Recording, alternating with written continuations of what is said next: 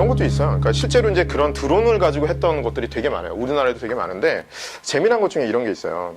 여러분 우리 전력 이렇게 쓰잖아요. 그죠? 전기는 계속 수요가 늘어납니다. 더 많이 있어요. 앞으로 이제 그 커넥티드 카로 가면 더 많이 있을 건데, 근데 한전의 고민은 뭐겠습니까? 한전의 고민은 이 철탑으로 다 이게 전기를 다 이렇게 배전을 해야 돼요. 근데 이 철탑이 영구적인 게 아니라 요게 애자라는 게 있습니다. 세라믹 제품인데 요게 깨져요. 요게 깨지면 단선이 나는 거야. 그러면 정전, 다 정전 이렇게 되는 거죠. 그러니까 한전에서 제일 중요한 것 중에 하나가 뭐냐면 전력망을 이렇게 설치하는 게 중요한 게 아니라 정비를 해야 돼요. 계속 메인터넌스를 해야 되는 게 너무 중요한 거야. 이거 누가 할까요? 지금? 사람이 하는 거예요. 생활의 달인 여러분 보셨어요? 옛날에 생활의 달인이 한번 나왔어요. 막 철탑 막 이렇게 있는데 어떤 사람이 딱 모자 쓰고 쫙 올라가. 와, 막 이런 거. 저는 근데 생활의 달인 개인적으로 좀 안 좋아해요. 야, 꼭 사람이 저렇게 해야 되나? 뭐 이런 느낌이 있어요. 자, 그리고 중요한 게 있죠. 누구나 다 나이를 먹습니다. 여기 계신 분들이 20대 이렇게 계실 텐데 조금 있으면 30대, 40대 금방 돼요. 나이를 먹어요. 한전 직원들도 나이를 먹겠죠. 그죠? 옛날에 20대, 30대는 막 철탑 올라갔는데 40대 중반 넘어가니까 이게 잘 안 보여. 어지러지라고. 그죠? 위험해요. 근로자들이 위험합니다. 그래서 사실은 지금 되게 중요한 게 옛날같이 그냥 먹고 살기 힘들 때는 그냥 일해. 이렇게 했단 말이에요. 지금 그렇게 하면 큰일 나요. 제가 보기에는. 안 돼. 그래서 여기서 개발한 것 중에 한전에서 지금 아이디어 낸 것 중에 하나가 드론이 쫙 철탑까지 올라가요. 얘가 또 회피 비행이 가능해. 가다가 뭐가 있으면 얘가 회피를 딱 해요. 이렇게 회피를 하는데 딱 올라가가지고 얘가 특수 카메라 2대로 쫙 찍고 내려와요. 촬영이 다 가능해요. 그러면 이걸 데이터 분석을 해가지고 요거 깨졌네? 이거 바꿔야겠네? 그럼 그때만 한 번 올라가요. 한 번 올라가는 걸로 끝나는 거예요. 2번 올라갈 일을 한 번에 하는 거예요. 그래서 근로자의 안전을 지키려고 한전에서 이제 서비스 하려고 지금 하고 있는 거예요. 그러니까 이런 사례들이 되게 많이 있다는 거죠. 자, 이거는 사실은 또 이런 것도 있어요. 이게 이제 사실은 그 시설 공단하고 되게 관련이 있는 것일 수 있어요. 이미 하고 있기 때문에 이렇게 해결할 수 있다는 거예요. 생활 속에 여러 가지 불편한 것들이 되게 많이 있습니다. 예를 들면 우리 집 앞에 누가 불법 주차를 했어. 아니면 우리 집 앞에 가로등이 있었는데 깨졌어요. 네. 그죠? 이런 일들이 많이 있어요. 누가 쓰레기 투기를 했어. 되게 많죠. 이거 다 누구 소관이냐면 시설관리공단 소관이에요. 사실은. 근데 시설관리공단이 그거 하려면 어떻게 했을까요? 옛날 같으면 순찰을 했어요. 이렇게 막 돌아다니면서 깨졌나 안 깨졌나 이렇게 했어요. 되게 힘들었겠죠. 그죠? 이건 뭐냐면 전 국민이 다 스마트폰을 가지고 있습니다. 네. 저희 동생이 위스콘신에 있는데 저희 어머니가 조카들하고 통화하려고 요즘에 별거 다 해요, 진짜. 70 되셔가지고 별거 다 하고 계시거든요. 핸드폰으로 다 하시더라고.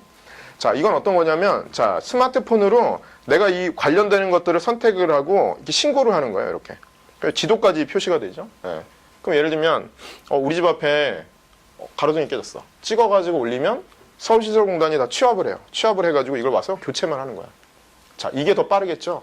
순찰해가지고 어디 깨졌나 안 깨졌나 이렇게 하는 것보다 집 주변의 주민들이 신고해주면 되는 거잖아요. 그렇죠? 이게 훨씬 더 빠른 거죠. 그거 말고도 되게 재미난 사례들이 되게 많아요. 이건 이제 소셜 벤처나 이런 거 얘기할 때도 많이 나오는 사례인데, 이거는 그 홍윤희 이베이 코리아 이사님이죠. 이분이 한 게 뭐죠? 장애인들 용품 전문 쇼핑몰을 만들었어요. 근데 생각해보면 별거 아니잖아요. 그렇죠? 그거 별거 아닌데? 근데 그 전까지는 없었다는 거예요. 그 전까지. 왜 없었냐면 이게 사람이 갖는 하나의 오류가 있어요. 우리가 다 거의 지금 제가 알기엔 다 정상적인 사람이라고 생각하는데 우리 다 정상적인 사람이잖아요. 그렇죠? 걸어다니는데 문제 없고 듣는데 문제 없고 말하는데 문제가 없습니다. 그러니까는 일반 회사나 이런 데 있는 사람들이 다 정상인이기 때문에 정상적인 사람이라고 가정하고 제품과 서비스를 만드는 거예요. 그러니까 그런 걸 생각해 본 적이 없죠. 이게 왜 가능했냐면 딸이 장애아예요. 그러니까 회사의 임원이지만 집에 돌아가면 엄마인 거예요. 이 딸아이 엄마인데 딸을 키우면서 장애아들을 위한 물건들을 사는데 다 이건 저기 있고 이건 저기 있고 다 알아봐서 일일이 다 주문하고 해야 됐던 거예요. 어느 날 생각을 합니다. 이걸 왜 내가 이렇게 미련한 짓을 하고 있지? 이거 통합해서 팔면 안 돼? 해서 만든 게 이거예요. 그래서 이게 이제 대박이 납니다. 그렇죠? 여기서 여러 가지 것들이 있지만 중요한 거는 장애인들을 위한 다양한 서비스를 만들려고 되게 노력을 했지만 사실은 이런 거는 지금 최초 시도라는 거예요. 거의. 이상하잖아요. 그전에는 왜 생각을 못했을까? 그러니까 뭔가 공감을 해야 돼요. 그러니까 내 자식이기 때문에 가장 빨리 공감했겠죠. 어머니로서. 그죠? 그렇죠? 공감을 시작으로 해가지고 이런 사업들을 만듭니다. 이건 워낙 유명한 사례입니다. 햇빛 영화관. 뭐냐면 이게 이제 스토리가 되게 많이 있는데 이름이 기여운 연구원이에요. 삼성전자 연구원인데 자, 아프리카 갔는데 어느 아이한테 물어봤어요. 여러분들도 아마 이제 아울리치나 이런 데 가끔씩 가보시면 이렇게 보잖아요, 사람들. 아이들 이렇게 물어보면 그러니까 어떤 생각을 했었냐면 많은 사람들은 아이들한테 물어보면 음식, 뭐 깨끗한 물 이런 게 필요하다고 얘기할 거라고 생각을 한 거예요, 선입견으로. 근데 아이가 뭐라고 딱 얘기를 했냐면 영화를 보고 싶다는 거야. 근데 그럴 수 있잖아요. 아이들 입장에서 나 영화 보고 싶은데 못 보는 거예요, 얘가. 그래서 이 퀘스천을 가지고 돌아옵니다, 한국에. 돌아와서 연구원이 엄청 고민을 한 다음에 아이디어를 내요. 뭐냐면 간단합니다. 낮에 태양광, 뭐 아프리카니까 태양은 쨍쨍하니까 태양광으로 쫙 충전을 한 다음에 이 충전지를 통해 가지고 빔 프로젝트를 볼 수 있으면 안 될까? 이렇게 생각을 한 거예요. 근데 그 전까지는 없었어요. 이런 제품은 없었습니다. 세상에 없는 제품이에요. 근데 여러 가지 기술적인 허들이 있었겠죠. 당연히. 그죠? 배터리가 일단 충전이 잘 돼야 될 것이고, 태양광에. 그리고 빔 프로젝트가 저전력이어야 되겠죠. 그죠? 메인터넌스도 용이해야 돼요. 구조도 간단해야 돼요. 그래야 아프리카 가는 터프한 환경에서도 아이들이 볼 수 있단 말이에요. 그래서 근데 이거를 해결해내요. 삼성전자 내 자기 동기들, 친구들이 다 엔지니어니까, IT 하는 사람들이니까, 야, 이건 이렇게 하면 돼, 저렇게 하면 돼 해가지고 정말 만들어냈어요, 이거를. 그래서 이 제품을 만든 거죠. 그래서 기업도 이런 일을 하고 있다는 거예요. 근데 처음에는 이게 기업이 무슨 사회적 책임 해가지고 그냥 착한 일 하는 그런 느낌으로 이제 했어요. 근데 지금은 이 트렌드가 바뀝니다. 예, 기업에서는 뭔가 신사업, 신제품 만드는 게 되게 중요하거든요. 근데 해봤더니 이것만큼 좋은 게 없는 거예요. 이런 것만큼. 다 뭐죠? 출발점이 공감이에요. 공감. 공감. 한 번 들어준 게 아니라 공감을 시작으로 해가지고 문제를 풀어나갔던 거예요. 네, 그래서 이거를 해결해 나갑니다. 뭐 해외에도 되게 재미난 사례들이 되게 많아요. 뭐 이제 뭐 내가 만드는 로테르담 해가지고 아이메이크 로테르담 해가지고 뭐 이런 프로젝트 있습니다. 이게 이게 저거죠. 클라우딩 펀딩했던 주로 사례예요. 네. 암스테르담 가보셔서 아시겠지만 되게 복잡다단해요. 수로도 있고 되게 복잡다단합니다. 근데 노후된 곳들이 되게 많아요. 아름다워 보이지만 노후된 곳들이 많습니다. 그런 것들을 펀딩하기 위해서 이렇게 상품들을 이름 새겨주고 이제 자기 기념 이렇게 해가지고 다 새겨준 거야. 그래서 펀딩을 했던 사례 중에 하나야. 아마 서울시설공단도 마찬가지입니다. 모든 세상의 모든 선한 것, 좋은 것들을 만들려면요 대가가 필요해요. 그렇죠? 네, 대가 없이 되는 게 하나도 없어요. 근데 그 중에서 제일 필요한 건 제가 보기엔 돈이에요, 돈. 사실은 돈이 있어야 뭘 해보지, 그죠? 그래서 펀딩하는 것도 되게 중요한 겁니다. 뭐 그런 것도 있고, 뭐 이런 또 재미있는 것도 있어요. 소화전 입양하기. 예. 이게 뭐냐면 여기서 핵심은 이게 어떤 사건이 있었냐면 2011년에 폭설이 내립니다. 전신주가 쓰러져가지고 화재가 발생했는데 미국에는 보면 소화전이 다 있어요. 되게 잘 돼 있어요, 나름. 근데 눈이 너무 많이 와가지고 소화전이 어딘지 못 찾아서 불을 못 끈 거예요. 그죠? 그래서 이제 어떤 걸 했냐면 요게 이제 지도에다가 자기 소화전을 표시를 해줘요. 그 다음에 입양을 하는 거예요. 아이들한테, 뭐 동네 사람들한테. 그러면은 이 소화전은 내 거야. 그래서 아이들이 눈이 오면 거기 가서 치우는 거예요. 이렇게 이제 가이드라인이 있어요. 몇 미터 치우고 이건 네 거야. 그래서 또 재미있는 거는 우리나라는 다 빨간색이잖아요. 여기도 지금 물론 빨간색인데 이걸 칠할 수가 있어. 내가 원하는 색깔로. 그래서 아이들이 자기 이름도 막 새겨놓고 막 소화전을 칠해놔요. 눈만 오면 가서 계속 치우는 거야. 그래서 이제 이 소화전이 어디 있는지 정확하게 파악을 해가지고 어떻게 보면 대응력을 높인 거죠. 네, 그렇죠? 화재는 늘 일어납니다. 한국도 우리나라도 보면 뭐 노후된 데가 너무 많은데 다 요즘에 뭐 이슈 맨날 뭐 작년에도 사건 사고 많았지만 소방차가 못 들어가요. 못 들어간 데가 되게 많거든. 긴급한데. 그럼 제일 중요한 건 그 소방 시설, 재원이 어디 있는지 파악하는 게 너무 중요합니다. 그게 없어서 못 끈 적도 되게 많아요. 네, 그런 것들 아이디어 중에 하나죠. 이건 이제 이스라엘 사례입니다. 시민들이 정말 그냥 내비게이션을 만든 거야. 되게 재밌게. 네, 내비게이션 서비스 만든 겁니다. 이스라엘 저도 안 가봤는데 한번 언젠가 가보고 싶은데 이스라엘이 되게 독특하다고 그러더라고요. 이렇게 반듯한 구획이 나눠져 있는 곳들이 아니고 이렇게 산지잖아요. 그리고 도로가 되게 뭐라고 해야 되나 일반적인 도로가 아니에요. 약간 부산보다 더 복잡하다고 해야 될까? 약간 그런 느낌입니다. 그리고 뭐 공사도 많고 이슈가 많아요. 그러니까 뭐 일반적인 내비게이션 가지고는 교통 서비스를 실시간으로 정보를 제공받지 못합니다.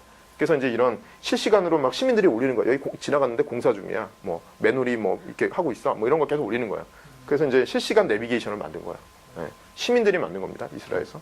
뭐 이거 뭐 이제 푸드 클라우드 같은 거는 뭐 워낙 또 유명하고요. 그렇죠? 남는 음식. 네. 대형 뭐 음식점이나 유통점에서는 폐기를 해야 되는데 폐기할 때 돈을 내야 돼요. 그죠? 근데 되게 재밌는 건 한편에서는 뭐 역사 이래 지금까지 빈곤의 문제는 어느 나라도 해결 다 못했거든요. 그러니까 서울 도심만 하더라도 아이들이 식사 세 끼를 못하는 아이들 되게 많아요. 그죠? 그러니까 한쪽에서 음식을 남아서 돈 내고 버리고 한쪽에서 음식이 없습니다. 이거를 연결해 준 거예요. 정보의 비대칭성을 해결한 거죠. 네. 또 이제 앱을 통해서 해결한 거야. 자, 이런 사례도 있습니다. 그래서 이제 제가 보기에는 그런 것 같아요. 저희가 지금 만약에 해야 되는 게 뭘까라고 생각을 해보면 뭐 별거 아닙니다. 그림 별거 아닌데 우리나라에 여러 가지 사회 문제가 있습니다. 서울시 안에도 사회 문제가 되게 많아요. 뭐 저성장, 뭐 청년 실업, 양극화에 관련된 이슈, 고령화. 뭐 서울은 좀 해당 사항이 없지만 어쨌든 지역적으로도 약간의 이제 양극화 이슈 있고요. 뭐 재난 사고와 관련된 것도 있고 그다음에 환경 오염 이슈도 있어요. 이런 것들을 이런 사회적 가치로 바꿔내라라는 게 이번 정부의 되게 중요한 화두고요. 네, 그래서 또 여러 가지 것들이 전개가 됩니다. 근데 이때 이제 제가 보기에는 여러 가지 기술들이 되게 중요한 도구가 될 수가 있는 것 같아요. 뭐 모바일 되게 중요하죠. 간단하게 정보만 공유해도 문제 해결할 수 있는 게 너무 많고요. 예. 그리고 뭐 드론이나 뭐 로봇 같은 것도 좋겠지만 이건 돈이 많이 좀 들겠죠. 그렇죠? 투자가 많이 좀 이루어져야 되고. 그리고 이제 하나 방법론이 필요해요. 예, 이런 생각을 어떻게 할 수 있냐라는 거예요. 앞에 제가 막 이거저거 사례를 많이 얘기했는데 그걸 어떻게 할 수 있느냐는 거죠. 그냥 어느 누군가 천재가 하나 그냥 아이디어를 그냥 낸 건가? 예. 아니면 무슨 그 흔해 빠진 이제 뭐 브레인스토밍 한다고 막 이렇게 포스트잇 붙였다가 하니까 뭐가 나온 건가? 아니라는 거예요. 그래서 이제 누군가가 이제 이런 고민들을 하죠. 어떻게 이런 것들을 좀 뭔가 체계화시킬 수 없을까라고 생각해서 여러 가지 방법론을 많이 만들어내요. 그 중에 하나가 디자인 띵킹이라고 생각하시면 됩니다. 이건 뭐 4차 산업혁명 얘기할 때 제가 쓰는 장표인데 4차 산업혁명 시대에는 모든 인간의 지식과 경험과 모든 것들이 융합되는 시대죠. 그렇죠? 그러니까 사실 디자인 띵킹은 되게 좋은 툴이라고 제가 생각을 하는 건 뭐냐면 저도 원래 이제 IT 쪽에서 일을 원래 했었기 때문에 어떤 뭐 IT가 됐건 뭐 건설 쪽이 됐건 뭐가 됐든 여기 있는 방법론들은 약간 폐쇄적이에요. 거기 분야에서만 통용될 수 있고 쓰일 수가 있습니다. 이제 디자인 띵킹은 되게 포괄적인 것 같아요. 그래서 이제 두 번째 모듈로 넘어가겠는데 결국은 이제 디자인 띵킹을 얘기하려고 합니다. 근데 저는 개인적으로는 디자인 띵킹의 맹신론자는 아니에요. 이런 것도 있다라고 여러분한테 어프로치, 방법론을 하나 알려드리는 것 뿐이에요. 사실 세상에는 문제 해결하는 기법이 되게 많아요. 되게 많습니다. 근데 뭐 정도에 따라 어떤 뭐 출발점, 태생적인 거에 따라서 약간씩 쓰임새가 달라요. 근데 제 개인적으로는 디자인 띵킹 되게 좋은 툴이에요. 여러 가지 의미에서. 이거는 뭐 그냥 제가 적어 놓은 겁니다. 그래서 뭐 나중에 한번 생각해 보세요. 디자인과 띵킹이라는 단어를 라틴어 계열에서 왔고 계획하다, 그 다음에 한쪽은 곰곰이 생각하다. 이제 이런 겁니다. 그러니까 디자인이라는 단어가 많은 사람들이 그냥 어떤 걸 이쁘게 만드는, 한국에서 그렇게 생각하는 사람 되게 많거든요. 근데 그런 게 아니다라는 거예요. 사실은. 그런 게 아닙니다. 계획적이기도 통합적이기도 하고요. 그런 것들이죠. 이건 디자인 띵킹의 여러 가지 정의인데요. 여러 가지 이제 키워드들이 좀 있어요. 그렇죠? 키워드들이 있는데 여러 가지 정의 중에서 보면 어떤 공감을 기반으로 하는 겁니다. 공감이라는 걸 기반으로 하고요. 문제를 재해석하는데 이제 맞춰져 있는 것이고, 그리고 아이디어를 되게 시각화합니다. 시각화해요. 눈에 보이게 한다는 거죠. 만질 수 있게끔, 느끼게끔, 다른 사람도 이해할 수 있게끔 하고요. 많은 사람들을 참여시키는 부분들이 되게 중요하고, 프로토타입까지 만들어내는 거예요. 디자인 띵킹에서는. 그죠? 네, 그런 것들을 이제 진행합니다. 그 디자인 띵킹은 이제 뭐 여러 가지 3대 요소라고 있는데, 이거는 어떻게 생각을 해보시면 되냐면, 제대로 된 디자인 띵킹이란 이런 것이다라는 거예요. 자, 1번. 사람들이 진정 원하는 것을 만들어내는 게 디자인 띵킹입니다. 그렇죠? 2번. 기술적으로, 조직적으로 가능해야 돼요. 구현할 수 있어야 돼요. 아이디어만 좋으면 안 돼요. 구현할 수 있지 않으면 의미가 없는 거잖아요. 그 다음에 마지막은 저는 개인적으로 더 중요하다고 생각해요. 재정적으로 지속 가능하냐는 거예요. 일회성이 아니라 재정적으로 지속 가능하냐는 거죠. 뭐 돈을 많이 번다 이런 컨셉하고는 다른 거예요. 그러니까 뭐냐면 지속 가능하려면 거기 있는 사람들이 일을 할 수 있어야 돼요. 그 일을 할 수 있어야 됩니다. 그러려면 수익이 어느 정도 나와야겠죠. 인건비가 나와야 사람들이 일을 하죠. 그렇죠? 아무것도 무일푼으로 일을 할 수는 없다는 거죠. 그렇죠? 그런 개념입니다. 자, 이게 이제 좋은 디자인 띵킹의 내용이다라고 생각하시면 되고, 디자인 띵킹은 이걸 5단계라고 얘기하면 사실 문제가 있는 말이에요. 5단계가 아니라 사실 계속 이것들이 순환되고 피드백이 되거든요. 그러니까 계속 이제 5단계에서 1단계, 2단계, 3단계, 4단계, 5단계에서 딱 끝나는 게 아니에요. 사실은. 계속 돕니다. 돌아요. 그래서 첫 번째 단계는 공감하는 단계입니다. 그렇죠? 먼저 어떤 문제가 있는지를 탐색을 해요. 여기 어떤 문제가 있지? 탐색을 합니다. 두 번째는 뭐냐면 정의를 해요. 진짜 뭐가 문제지? 문제를 딱 정의를 합니다. 그렇죠? 뭐가 문제인지 정의를 합니다. 자, 근데 여기서는 사실 딥바인에서는 문제와 원인이라는 걸 좀 다르게 생각을 해야 되거든요. 그 문제만 정의하는 게 아니라 제가 볼 때는 문제 해결 기법이나 이런 데서는 문제와 원인을 분류해요. 예. 많은 사람들이 원인을 못 찾아요. 생각보다. 예, 문제만 나열하거나 그렇단 말이에요. 그러니까 원인이라는 건 뭐냐면 원인을 다 제거하면 문제가 사라져야 돼요. 사실은. 그렇죠? 이게 되게 어려워요. 나중에 한번 보시면 문제가 뭘까? 그 원인은 뭘까? 개인적으로도 마찬가지인 것 같아요. 내가 왜 이걸 못하는데 못하는 문제가 뭐지? 그 문제의 원인은 뭐지? 이렇게 들어가야 되는데 이걸 정의하기가 어려운 거예요. 사실은. 우리 아이가 공부를 못해요. 그러면 이제 엄마들은 선생님한테 가가지고 제 아이가 아니라 그러면 선생님한테 가가지고 우리 아이가 공부를 못해요. 계속 이렇게 얘기를 해요. 근데 공부 잘 시키는 엄마는 뭐라고 얘기하는지 아세요?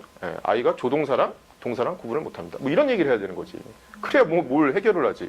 그냥 공부만 못한다고 계속 얘기하는 거예요. 계속 얘기해. 문제가 뭡니까? 공부를 안 해요. 그래서 공부를 못해요. 이렇게 되는 거예요. 계속. 그렇죠? 이런 답답한 이야기가 있단 말이에요. 여러분도 그런 식으로 접근하면 안 돼요. 자, 세 번째가 되게 중요하고 어렵죠. 아이디어 돌출하는 겁니다. 솔루션을 만들어내는 거예요. 그런 다음에 이제 프로타입이라는 거는 정말 눈에 보이게끔 하는 거야. 되게 중요해요. 이것도. 왜 프로타입 만들까요? 프로타입. 과정에서 생각하지 못한 문제. 그렇죠. 맞아요. 머릿속에서 생각하는 거는 한계가 있어요. 사람 머리라는 게 물론 뭐 대단한 메커니즘이지만 사실 그거를 딱 뜯어놓고 봐야 돼요. 그리고 중요한 게 뭐냐면 내 시각하고 다른 사람 시각이 다를 수 있어요. 나는 괜찮다고 생각했는데 빈틈이 너무 많을 수 있습니다. 그러니까 다른 사람들이 볼 때 이거 해결할 수가 있는 거야. 공공 쪽에서 만든 여러 가지 정책들이 있어요. 제가 그거 하나 얘기를 해주죠. 공공에서 옛날에 만든 것 중에 하나가 뭐냐, 바우처 제도라는 게 있어요. 그러니까 어려운 아이들한테 그 식사할 수 있는 바우처를 나눠줬던 사업이 있어요. 실제로 우리나라에 정말 했거든요. 근데 얘가 그 바우처를 가면은 컨셉은 간단해요. 바우처를 갖고 가면 그 이제 바우처 먹을 수 있는 식당이 있어가지고 거기서 무료로 밥을 주는 거야. 그러면 이제 아이들의 이제 그런 문제를 해결하겠다라는 게 바우처 사업이 있어요. 문제가 뭘까요, 여기서? 그러니까 이게 되게 안타까운 게 뭐냐면 아이들이 뭐 안 가는 거야. 한두 번 가다가 못 가. 부끄러우니까. 그러니까 내가 돈 없는 아이라고 홍보하고 다니는 꼴이 되는 거예요, 이게. 그러니까 뭐냐면 거기서 중요한 건 뭐냐면 이게 그냥 좀 미안한 얘기지만 공무원들이 탁상에서 그냥 그걸 만들었기 때문에 그런 생각을 하는 거야. 만약 거기에 아동이나 이런 전문가들이 붙었으면 그러면 아이들이 그렇게 부끄러움이 없이 음식을 먹을 수 있는 프로세스를 만들었어야 되는 거야. 사실은. 되게 행정적으로 심플하게 그냥 생각한 거야. 얼마나 좋아? 이렇게 해가지고 그냥. 그러니까 가동이 안 되는 거야. 가동이 안 돼. 그러니까 프로토타입을 해보면 아이들의 감정이나 이런 것까지 체크할 수 있었을 거라고 사실은. 그런 생각을 못했던 거죠.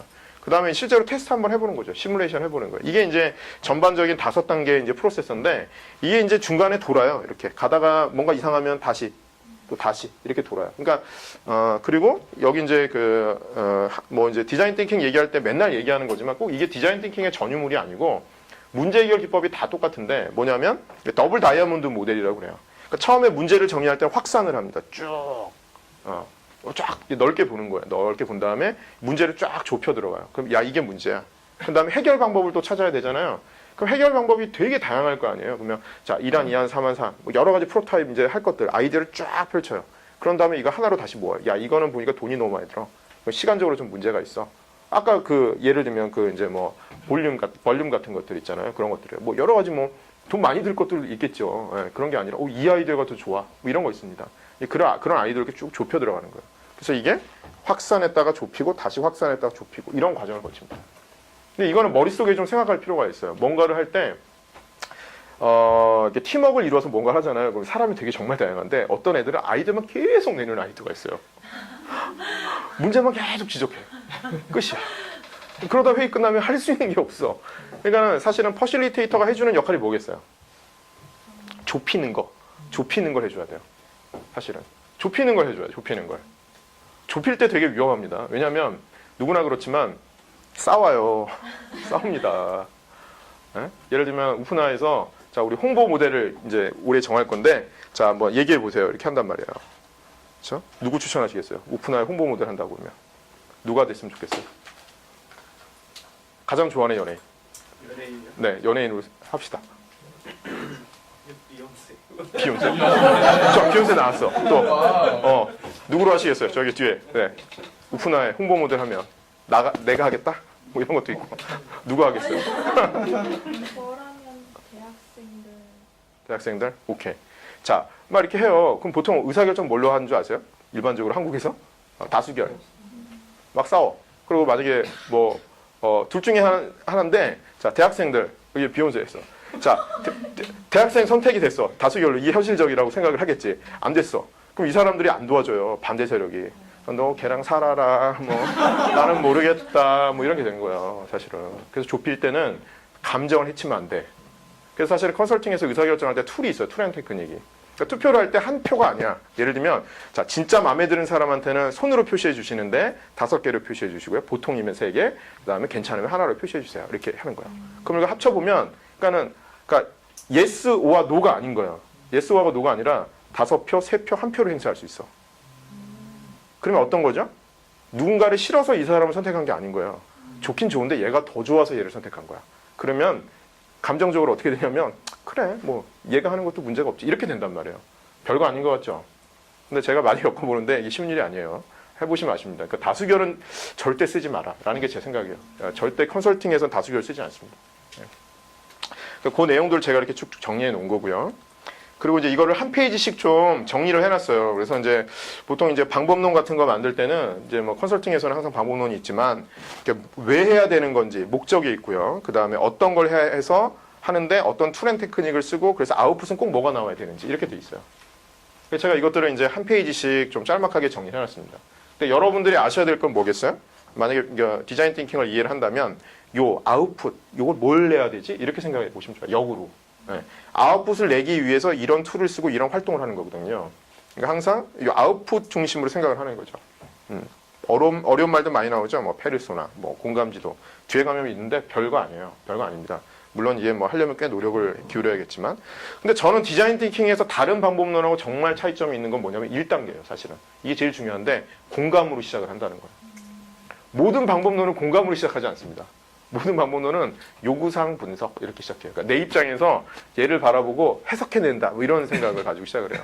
그 소프트웨어 공학이 그래요. 제가 IT 쪽을 했기 때문에 1번은 요구사항 분석, 2번은 그걸 가지고 설계하고 설계한 걸 가지고 개발하고 개발한 다음에 테스트하고 그 다음에 고객한테 딜리버리 하는 거예요. 이렇게 이제 일반적인 프로세서인데 여기에 문제는 아무리 내가 전문가가 돼가지고 고객의 요구사항을 분석한들 제대로 분석할 수가 없거든요. 그래서 맨날 시스템 개발 프로젝트를 하게 되면 맨날 딜레이 되는 이유가 그거예요. 요구사항 분석을 나중에 보니까 잘못한 거야. 그런 일이 허다합니다. 자, 그 다음에 정의예요. 이때 이제 뭐 문제를 정의하는 거죠. 그렇죠? 정말 문제가 뭔지. 그래서 이때는 이제 이런 또 아웃풋들이 존재합니다. 여러 가지 아웃풋들, 툴들이 있어요. 그러니까 이 툴들은 쓰시면 좋아요, 사실은. 왜냐면 이걸 그러니까 여러 사람이 같이 놓고 회의를 할 수가 있거든. 앉아가지고 너 얘기해봐. 이거는 정리가 안 돼요. 그래서 이게 툴 앤 테크닉을 쓰는 이유는 그런 것들을 좀 더 시간을 절약하고 효과적으로 더 중요한 거 싸우지 않고 하려고 하는 겁니다. 문제 정리하는 거. 두 번째가 문제 정리. 그 다음에 이제 아이디어를 쫙 돌출해야 되죠. 다양한 아이디어들이 있습니다. 이때는 사실은 뭐 많은 것들이 있는데 제가 볼 때는 여러 가지 사례를 보는 것도 좋아요. 유사 사례, 비슷한 사례들을 한번 보는 거예요. 그래서 보통 이제 뭐 베스트 프랙티스라고 하는데 보통 이제 그런 것들 놓고 아까 제가 오늘 보여드린 것들 되게 사례가 많아요. 오늘 제가 적게만 그냥 보여드리는 건데 그런 사례들을 쭉 보면서 여기서 인사이트를 하나 얻는 거죠.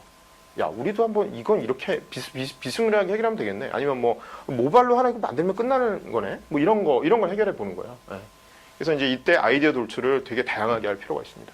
근데 이때 뭐 스케치도 하고요, 뭐 우선순위도 돌출해야 되고요, 뭐 여러 가지 어떤 그런 것들 표를 만들어서 합니다.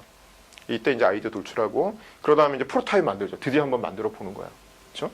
이때 이제 보통 많이 하는 게 뭐냐면 그냥 스토리보드를 만들 경우도 있고요. 아니면 정말 뭘 지어요.